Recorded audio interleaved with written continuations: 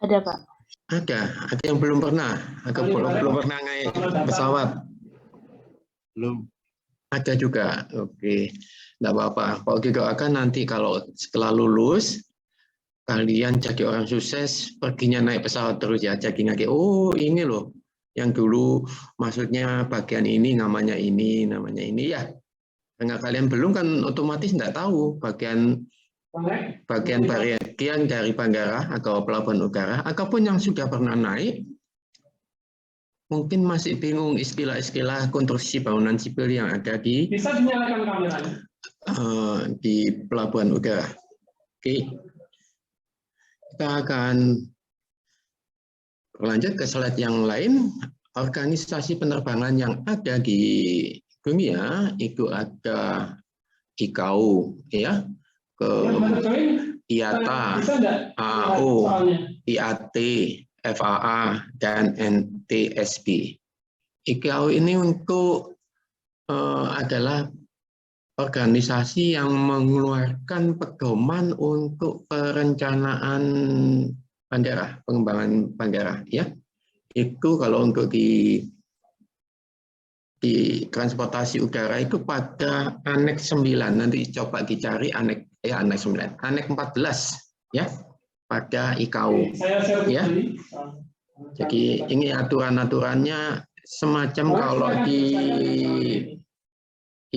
negara kita adalah pedoman perencanaannya, itu ya, mulai dari pelandasan pacunya, taxiway-nya, apronnya, dan segala macamnya, ya, cara-caranya. Itu ada di Aneks 14. Kemudian ada IATA, ini untuk semacam kayak untuk semacam pariwisata, ya, jadi untuk penggunaan transportasi udara. Kemudian yang sering digunakan untuk pengendalian ruang udara, misalkan adanya kebisingan atau ada pesawat baru yang layak digunakan, itu biasanya standarnya menggunakan FAA. Okay. Kemudian kalau ada kecelakaan pesawat terbang, untuk penyelidikannya, kalau badan internasional adalah NTSB, ya. Oke.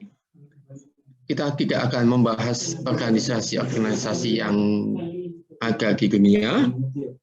Kita akan bahas tentang bandaranya saja. Topik nanti ada master plan. Kemudian sebelum masuk ke bandara, kalian harus wajib untuk mengetahui jenis pesawat dan spesifikasinya, karena nanti hubungannya ke dalam perencanaan konstruksi di bandara, ya. Di bandara tersebut, misalkan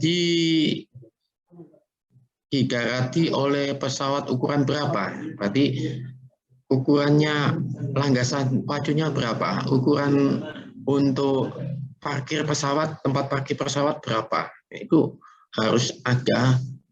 Anda harus mengetahui jenis pesawatnya dan spesifikasinya. Kemudian nanti ada infrastruktur. Ini kelihatan yang kita lihat? Kurang, Pak, kurang terlihat. Saya akan ganti ya warnanya ya. Bentar ya.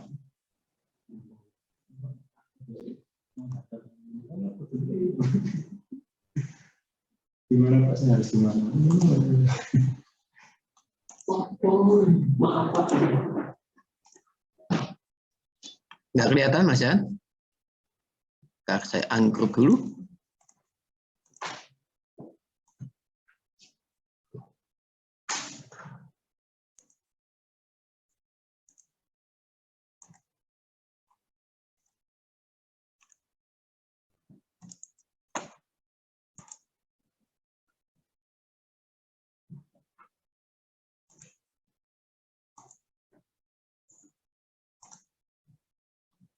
Apakah sudah terlihat?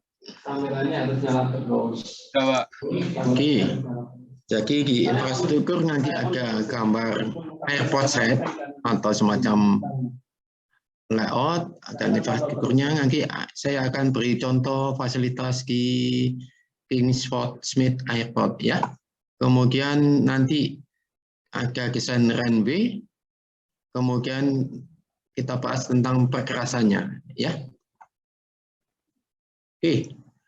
Di dalam bandara harus mempunyai sebuah master plan di mana nanti dihubungkan atau difungsikan untuk pengembangan bandara tersebut di masa depan. Jadi kalau ada penambahan rute, penambahan jenis pesawat yang datang, maka diperlukan ruang-ruang baik sisi udara maupun sisi daratnya untuk pengembangan. Jadi harus tersedia master plan-nya di masa yang akan datang.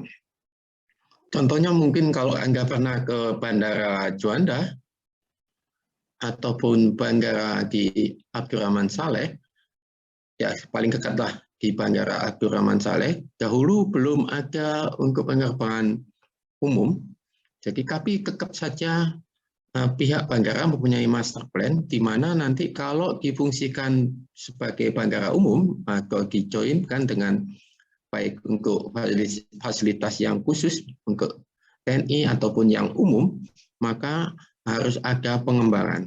Nah, sekarang pengembangannya sudah ada di sisi selatan dari bandara. Mungkin Anda pernah ke Bandara Abdurrahman Saleh, itu adalah salah satu pengembangan.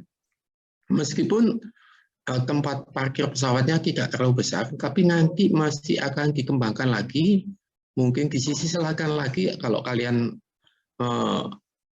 pernah ke sana, sedang dibangun atau sedang dibenahi untuk penambahan apron, karena banyak pesawat yang direncanakan terbang dan datang ke Bandara Abdurrahman Saleh. Dan contoh kasus yang paling dekat lagi adalah di Bandara Juanda. Di Bandara Juanda dulu adalah juga sama kasusnya di bandara adalah bandara milik TNI, di mana statusnya di Bandara Juanda adalah pengelolaannya adalah milik Angkatan Laut. Kalau Abdurrahman Saleh adalah milik Angkatan Udara. Kemudian saya lanjutkan di Bandara Juanda, karena kebutuhan akan moda transportasi pesawat ini, maka di Bandara Juanda yang sisi agak sekilanya di Terminal 1, itu atau yang sebelah selatan, itu tidak mencukupi, akhirnya dikembangkan di sisi bagian utara. Ya. Jadi sekarang ada Terminal 1 dan Terminal 2 di Juanda. Kemudian yang sisi yang lama, yang sisi selatan, ini digunakan biasanya untuk pesawat-pesawat khusus, misalkan penerbangan ke luar negeri, ataupun untuk pesawat, kalau nggak salah, untuk Garuda, ataupun untuk haji. Kemudian yang sisi selatan, sisi utara, ini yang untuk penerbangan reguler dan pesawat-pesawat yang umum, ya. Apakah Anda pernah ke salah satu terminal di Bandara Juanda yang pernah naik pesawat? Halo, di kelas ini ada yang pernah ke Bandara Juanda?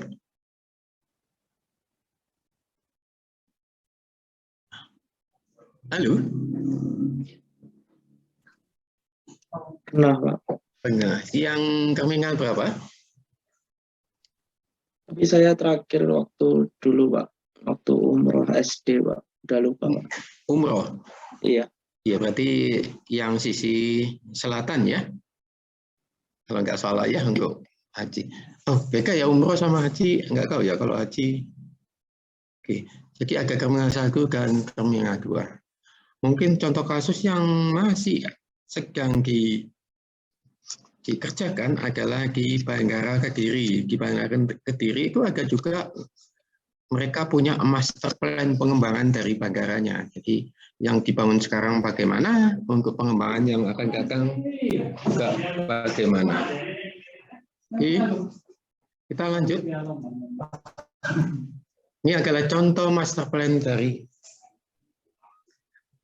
Bandara Sydney, ya, di mana tempat parkirnya, jenis-jenis parkirnya ditata. Jadi karena ini bandara besar, maka di sini ada 2 tempat untuk landing dan take off. Jadi ini runway-nya ada 2, ya. Tempat parkirnya segini banyak. Ini adalah master plan-nya. Oke. Ini adalah master plan di Dubai. Oke. Bentar ya, saya tutupnya dulu biar nggak ramai ini. Ramai sekali.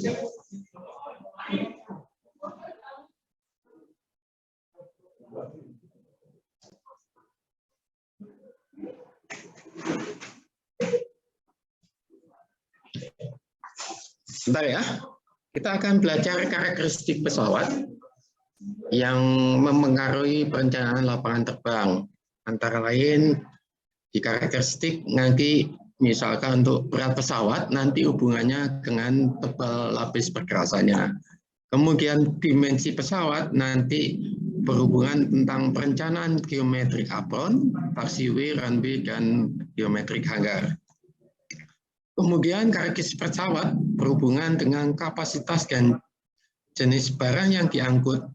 Ini hubungannya nanti ke perencanaan fasilitas terminal di bandara, ya.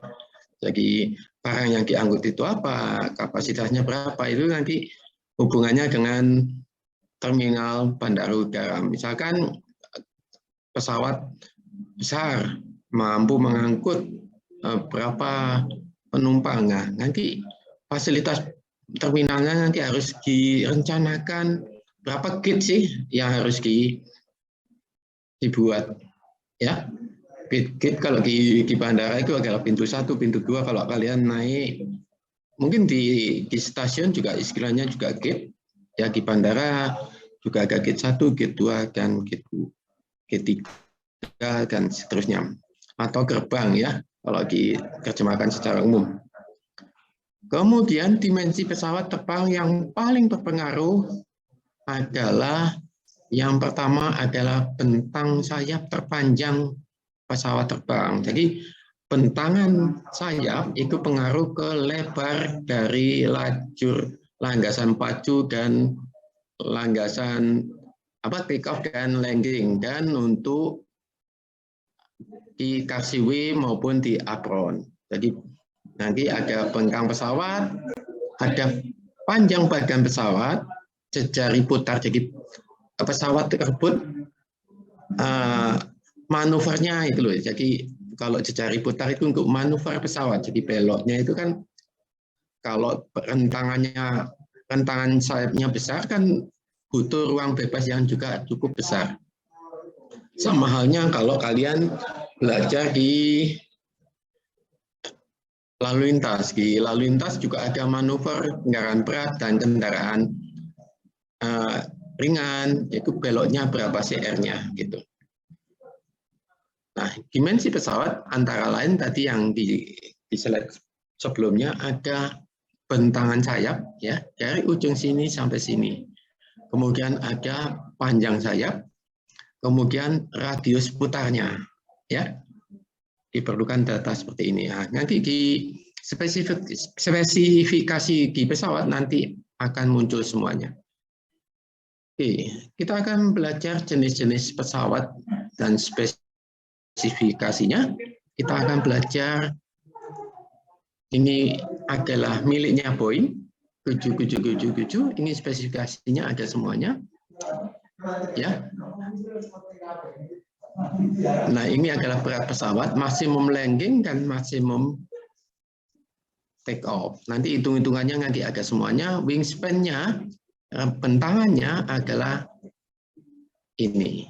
Ya, tipenya ini adalah gagah-gagah spesifikasi pesawat. Sama halnya kalau kalian belajar alat berat, setiap tipe alat berat punya spesifikasinya untuk perencanaan kan ya. Untuk misalkan untuk menghitung produktivitas. Berarti kalian harus melihat spesifikasinya. Oke. Di bandara, untuk perencanaan bandara, maka harus tahu pesawat apa yang akan mendarat di sana. Gitu ya. Jadi pesawat yang terbesar, bukan yang terkecil. Biasanya diambil pesawat yang terbesar. Ataupun meskipun besar, kadang-kala yang membedakan adalah di wingspan-nya, ya, bentangannya. Ya. Ada yang pesawat besar mungkin bentangannya nggak terlalu besar. Ya, ada yang pesawat yang tertentu bentangan sayapnya juga lebih besar dari pesawat yang besar. Itu ya. Jadi ini yang sangat berpengaruh. Kemudian ini adalah gambar dari Boeing 777 tipe 200. Ini tipe yang ER. Ini adalah Boeing. Ya. Kemudian ini tipe yang Airbus 380. Sebentar. Kita tadi belajar tentang ini, kita akan masuk ke Airbus. Ini Airbus. Oke, belum. Pesawat Airbusnya ini. Spesifikasinya ini. Ini Airbus 380. Mungkin yang pernah naik atau pergi umroh, yang pergi umroh kemarin naik apa? Airbus. Halo, masih ingat? Lupa, Pak. Lupa. Ini pesawat yang tipenya besar, panjangnya adalah 73 meter, kemudian wingspan-nya ini, wingspan-nya adalah 79,8, wing areanya ini meter persegi, ya. Nah, ini nanti yang diperlukan untuk menghitung perencanaan lebar runway, taxiway maupun apron. Kemudian untuk perkerasan ini yang dihitung, ya, berat, ya. Ada berat take off, berat landing, ya, berat. Nanti ada istilah-istilahnya di slide ini.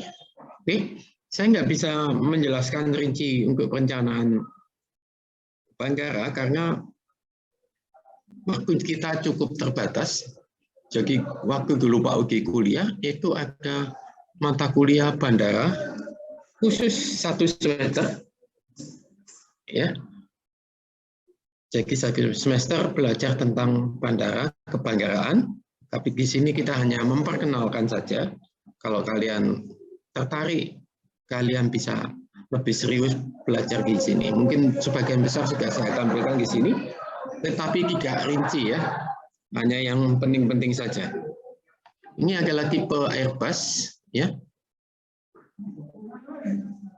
Ini adalah spesifikasinya, ada A330, A330 tipe 200F, ada tipe 300. Ini adalah sama spesifikasinya, ya. Pasti ada wingspan-nya, ya, ada wing areanya, kemudian ada berat take off dan berat landing, ya.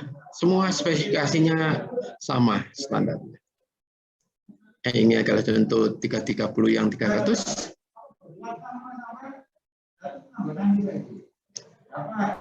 Nah, kita akan belajar lagi ini misalkan Boeing 787. Nah, kita bisa lihat wingspan-nya, ya. Ini ada. Oke. Oke, suaranya ya mohon dimaklumi ya, ini di kampus jadi agak ramai. Oke, kita lanjutkan. Ini adalah Boeing 787.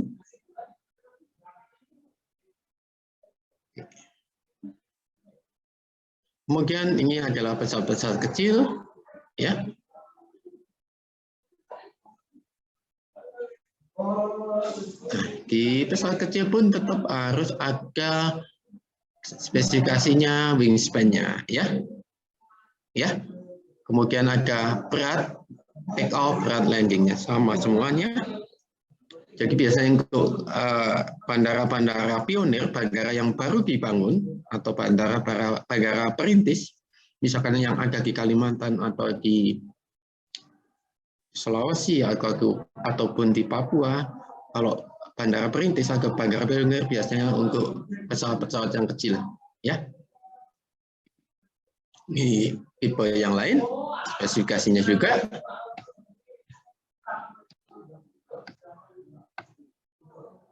Oke, kita akan belajar ke hal yang lain di dalam bandara. Di bandara itu ada yang namanya sisi darat, landside, dan sisi udara.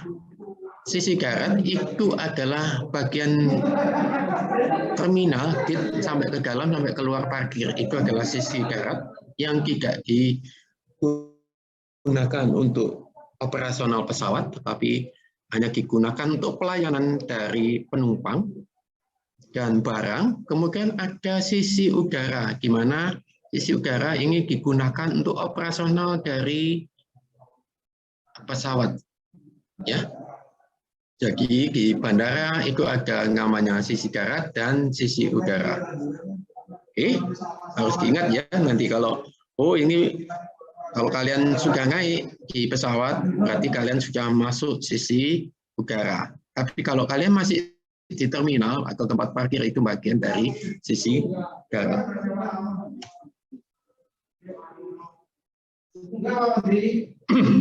Sisi darat antara lain terdiri dari sistem jalan penghubung, jalan masuk ke bandara, lapangan parkir, dan bangunan terminalnya. Kemudian bagian dari sisi udara adanya taxiway, holding pad, exit taxiway, runway, terminal angkasa, jalur penerbangan di angkasa. Nah, ini nanti kita akan bahas ya. Apa sih taxiway, holding pad, nanti ada di materi ini. Jadi Pak Ugi hanya memperkenalkan istilah-istilahnya saja ya kan, konstruksinya ya. Kalau harus merencanakan kayaknya sangat berat kalian ya, waktunya cuma seminggu. 1 minggu 1 kali pertemuan. Oke, kita akan belajar infrastruktur di bandara. Ini yang tadi. Kita akan belajar airport adalah area daratan keseluruhan ya, ini yang secara reguler digunakan take off dan landing ya. Bahkan ada airport, ada field atau daerah sisi dari sisi udara. Jadi area daratan atau area yang dapat dipergunakan untuk kegiatan take off dan landing pesawat ya. Kemudian airfield, kita akan belajar ada runway, kemudian aerodrome, ya, kemudian ada landing area, ada ATC. ATC digunakan untuk mengatur penerbangan baik di terminal atau di udara. Jadi laporannya pesawat yang terbang di area tersebut tetap dikontrol dari ATC ini. Ya, kadang-kala sampai ada yang hilang dari radar itu, ya radarnya di ATC. Ya, jadi pesawatnya terjadi sesuatu, jadi tidak nampak di layar ATC ini. Ya, Anda pernah dengar istilah ini? Ataupun kalau Anda memahami atau bukan memahami, mengikuti berita kecelakaan pesawat, pernah? Kenapa? Ya, biasanya kan diberitakan posisi terakhir dari pesawat menurut layar dari ATC ada di posisi ini gitu ya. Nah, ini yang bagian mengkontrol. Jadi ini pesawat ini baik untuk terbang dan mendarat dikontrol oleh ini sampai mereka juga terbang dikontrol. Tapi kalau sudah melebihi jangkauan biasanya pindah lagi ke ATC yang lain. Jadi ATC dibagi beberapa wilayah. Jadi setelah lepas dari wilayah itu akan diterima ke ATC yang lain, ya, masuk ke. Jadi ada semacam kontrol di monitor itu posisi-posisi pesawat, ya. Jadi setiap ACCU ada pesawat yang masuk, nah, dia akan terlihat.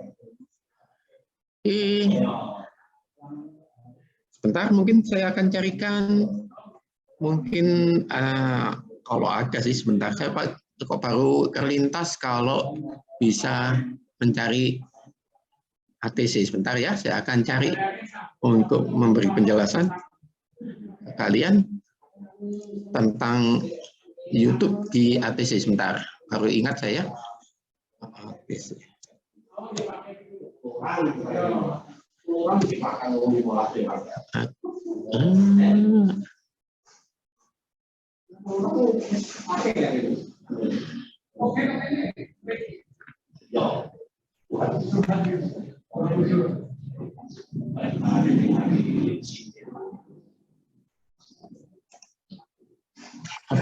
Perekat serbaguna ini adalah solusi tepat untuk mengatasi kebocoran.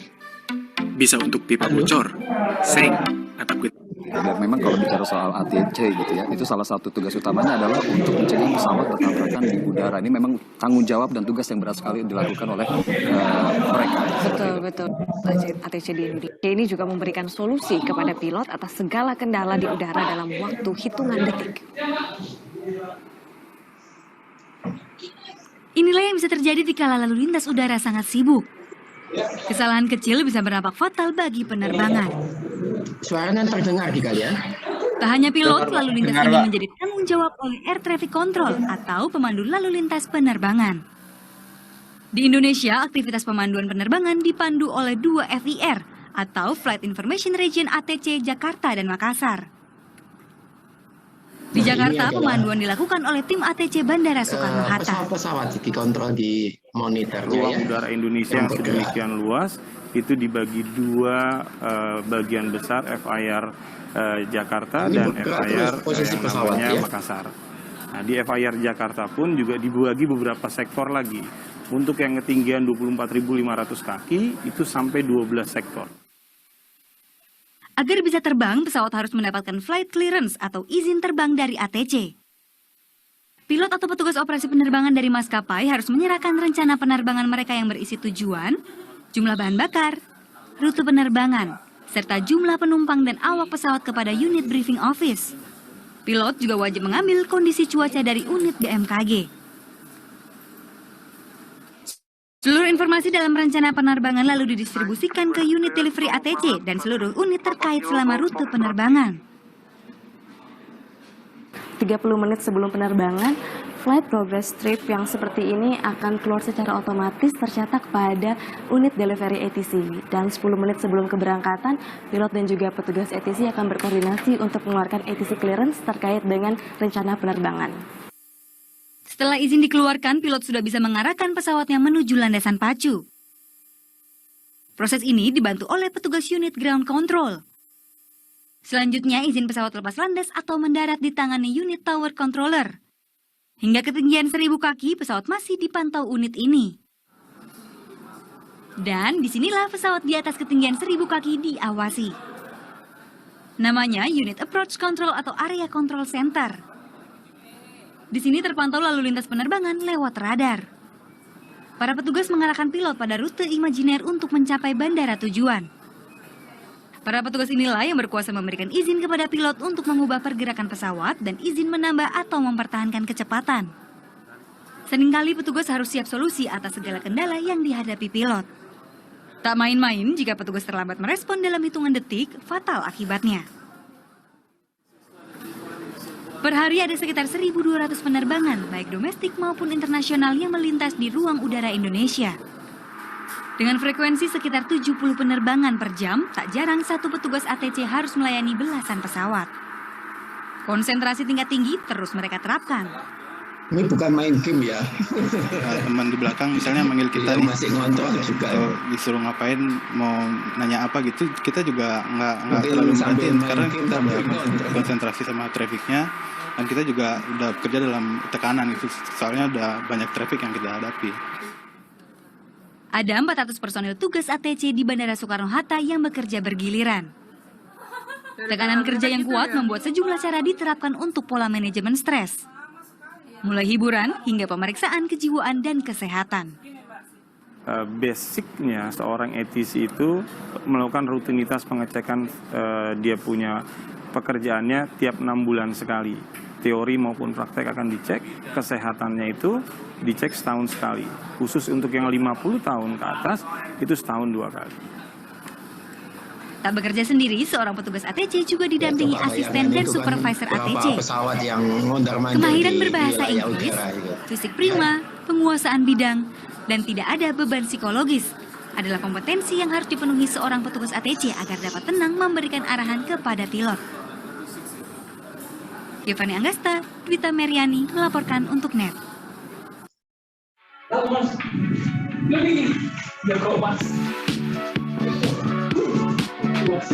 Oke, kita lanjutkan. Bentar.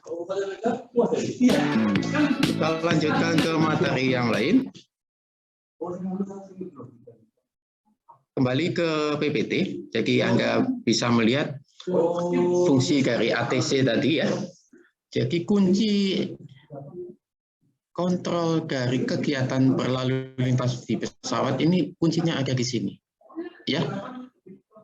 Jadi pesawat tersebut boleh landing, boleh take off, itu ada di sini. Sampai di atas. Dulu waktu masih kecil, belum pernah belajar ini, saya mikirnya, enak ya, terbang di udara itu bebas, nggak ada jalannya, bebas sebebas-bebasnya. Ternyata di sana, setelah pergi belajar, ternyata diatur. Jadi setiap pesawat diatur pada posisinya masing-masing, biasanya diatur elevasinya, ya supaya tidak saling bertabrakan di udara. Jadi yang mengatur ada lagi menara ATC. Mereka mau beda jalur atau misalkan ada awan cumulus, itu harus laporan. Mohon izin untuk naik atau turun untuk menghindari dari awan cumulus. Awan cumulus itu awan yang mengakibatkan hujan yang gelap itu loh, ya, itu awan cumulus. Jadi mereka tetap minta izin, nggak sembarangan. Kalau dulu Pak Uki, enak sembarang naik turun bebas karena udara itu luas. Ternyata tidak. Jadi pesawat pun dibatasi wilayahnya sendiri-sendiri, jalurnya, ya, supaya tidak saling bertabrakan di udara, ya. Makanya kecelakaan di udara itu jarang terjadi, kecelakaan bertabrakan di udara. Ya, untuk pesawat komersil beda lagi. Kalau pesawat yang lagi berperang itu beda lagi, tidak dikontrol, ya. Pesawat yang berperang nggak ada dikontrol, ya, sebebas-bebasnya. Tapi kalau untuk penerbangan secara umum itu dikontrolnya menggunakan ATC. Ya, sudah paham ya ATC fungsinya apa? Oke, kita lanjut ke materi yang lain. Ini landing strip, ini runway, yaitu bagian memanjang. Sebentar, tadi sampai mana ya tadi? ATC. Kemudian landing strip ini adalah bagian yang berbentuk panjang dan lebar tentu, terdiri ada shoulder dan runway. Jadi ini agak shoulder, ini landing strip adalah tempat mendarat, ya. Nah, biasanya ada markanya seperti ini, ya. Sebelum landing mereka di sini ada lampu. Kalau malam biasanya ataupun sore ini masih menyala, jadi menunjukkan daerah ini adalah untuk mendarat, ya. Namanya landing strip. Kemudian di landing strip ada runway dan shoulder. Ini shouldernya, ini runway-nya. Jadi sama halnya di jalan, ini adalah markanya. Ini bukan untuk nyebrang loh ya. Ini bukan untuk zebra cross loh, bukan.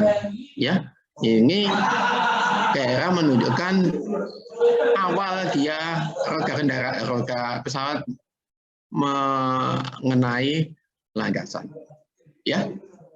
Oke. Kemudian ini yang tengah adalah bagian runway. Nah, yang menyala ini adalah landing strip ya, runway. Kalau malam ini pasti dinyalakan lampunya, ya. Yaitu bagian memanjang dari sisi darat bandara yang disiapkan untuk lepas landas dan tempat mendarat dari pesawat terbang. Ya, ini adalah runway.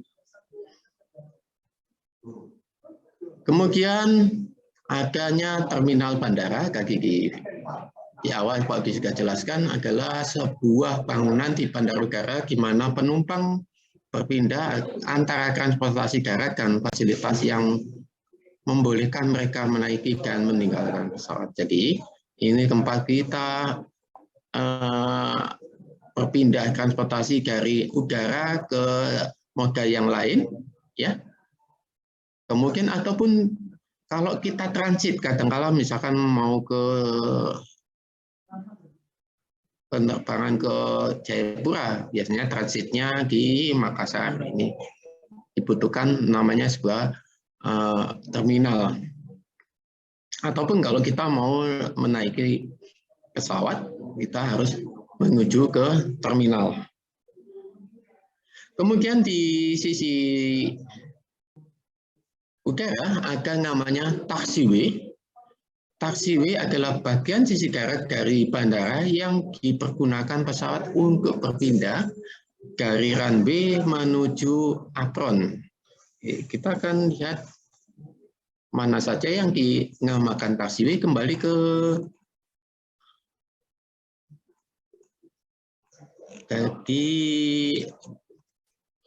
bentar ya, ada di master plan. Coba kita akan lihat di master plan.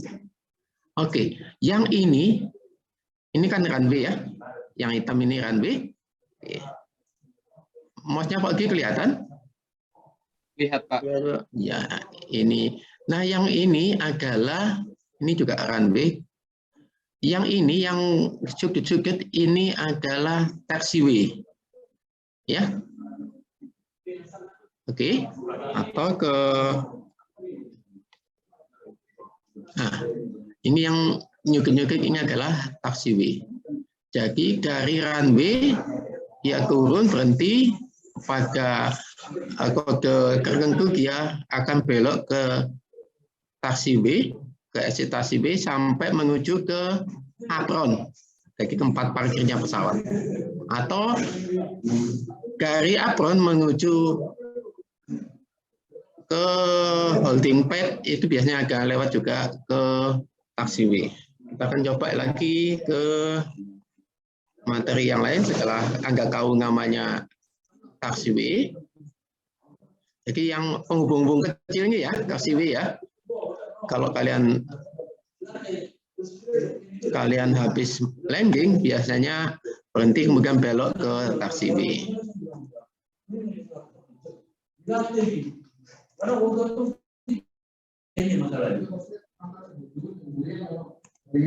Kita ini adalah taxiway. Oke. Kemudian yang harus kalian pahami, pilot biasanya mengarahkan pesawatnya mengikuti garis kuning ini. Ya. Jadi di tengah-tengah ini, jadi pesawat itu diharuskan di tengah-tengah ini. Ya. Tidak ada batas kiri kanannya mereka. Biasanya untuk dari taxiway menuju apron ini mengikuti garis ini, pola garis ini. Ya. Oke. Kemudian kita bahas dari taxiway pesawat menuju apron adalah tempat parkir pesawat gampangannya ya, yaitu bagian bandara yang dipergunakan oleh pesawat terbang untuk parkir, menunggu, mengisi bahan bakar, mengangkut dan membongkar muat barang dan penumpang. Jadi fungsi dari apron antara lain tempat parkir, menunggu dan mengisi bahan bakar, mengangkut dan membongkar muat barang maupun penumpang. Oke. Paham ya? Jadi apron adalah tempat parkirnya pesawat. Nah, konfigurasi parkir nanti kita akan pelajari, tidak hanya kalau ini adalah paralel, nanti macam-macam konfigurasinya. Ya. Nah, parkir ini juga enggak sembarangan, harus direncanakan berdasarkan wingspan-nya tadi, bentangan sayapnya tadi. Tadi di awal Pak Oki menjelaskan untuk perencanaan runway, taxiway, estate taxiway, sampai apron itu berdasarkan dari gaka wingnya atau gaka pesawat, lebar panjang pesawat, ya. Sini, ya. Jadi kalau di foto ini kelihatan berdekatan, tapi ini dibatasi. Biasanya di area ini ada semacam pola gambar, di mana terlihat, oh ini untuk pesawat kecil, pesawat besarnya. Jadi bagi-bagi sendiri. Oke.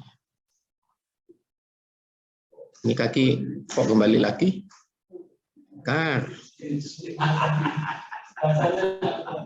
Kenapa kok kembali lagi? Oke, bagian dari sisi udara, kaki ada runway, kemudian aks taxiway, ada holding pad, kemudian masuk ke apron. Ya.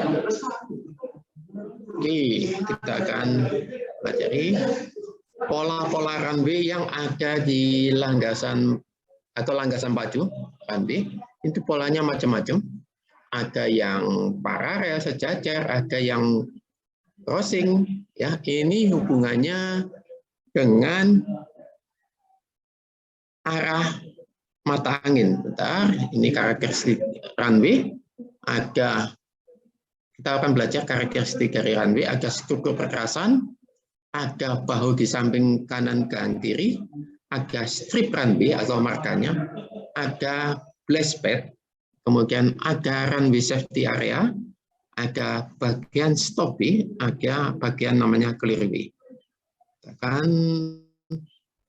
belajar, ini adalah kode-kodenya, lebarnya ini adalah untuk perencanaan ya.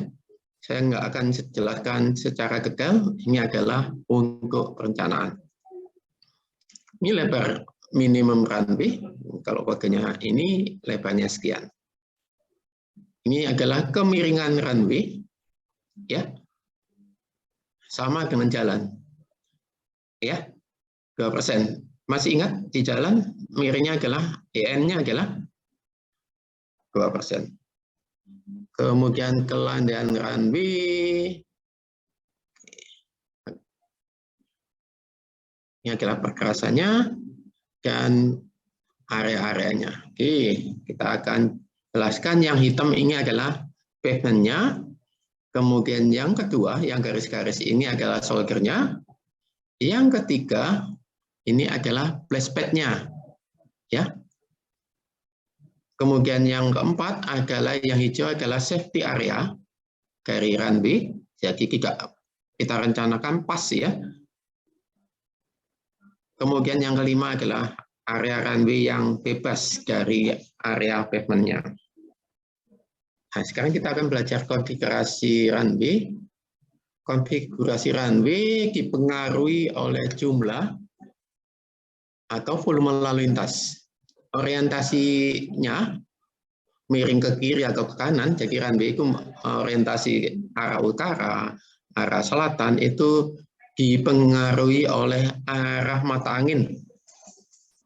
Ya. Jadi arah mata angin yang kuat berembus itu arah mana. Jadi pesawat tidak boleh berlawanan ketika mendarat ataupun landing, tidak boleh berlawanan dengan arah mata angin. Ya, searah. Makanya ada namanya istilahnya crosswind. Nah, saya carinya nanti kalau ada. Bentar ya, saya akan jelaskan tentang crosswind ya. Kenapa kameranya dimatikan? Dari tadi kita lihat kamu dimatikan kameranya. Videonya sudah kelihatan di kalian? Ya, Pak. Ya, kita akan besarkan. Ini kalau arah anginnya tidak searah dengan pesawat. Jadi pesawatnya akan seperti ini kalau landing, ya, akan susah, akan sangat berbahaya. Sudah upload atau belum? Sudah selesai? Boleh. Monitor boleh. Ini akibat adanya crosswind, arah angin yang tidak searah. Oke, tidak searah dari arah landasan. Mohon maaf, Mas Balek, sama di mata kuliah di PPR, kok nggak pernah masuk? Titip juga untuk bimbingan skripsi, Mas. Sekalian bimbingan skripsi, sekalian belum pernah. Bimbingan skripsi belum pernah. Kenapa? Kenapa? Ya, ini akibat crosswind ya, karena perencanaan yang salah. Jadi arah mata anginnya tidak sesuai dengan arah orientasi runway. Sampai sama Arisa itu nggak pernah masuk, terus tugas juga nggak pernah kerjakan, termasuk asistensinya juga nggak pernah. Yang PPR Mas, bukan yang SMP. Oke, coba saya tunjukkan juga crosswind yang lain. Iya. Posisi di mana? Ini kalau pendaratan adanya crosswind. Di mana posisi? Alisa. Halo, Alisa. Balek, bisa ketemu dengan saya di kampus? Saya setiap hari insya Allah di kampus. Nah, nanti kalau bisa temui saya di kampus ya. Nanti ada rapat sebetulnya nanti. Ya, biar maksudnya kita lanjutkan minggu depan ya, setelah Lebaran ya. Halo. Iya Pak. Jam 9 ini ada rapat. Saya tunjukkan. Jadi saya tunggu sambil sama warga. Tekan dulu. Alisa, monitor Alisa. Lupa Pak kalau ini tadi diingatkan untuk rapat. Muhammad Alisa.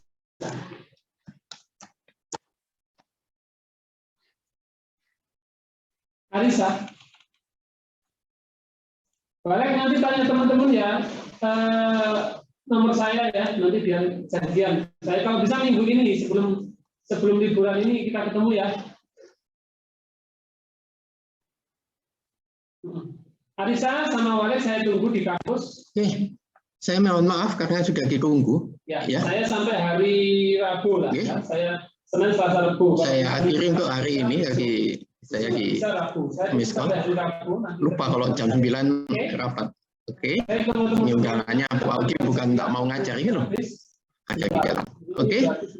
Saya minta maaf. Kita lanjutkan minggu depan tentang bandara dan apa sih yang harus dikerjakan ya. Teman-teman semuanya silahkan jawabannya di kalau di hari tanggal 27 itu kita juga ada yudisium mid semester, jadi nggak bisa lagi ya.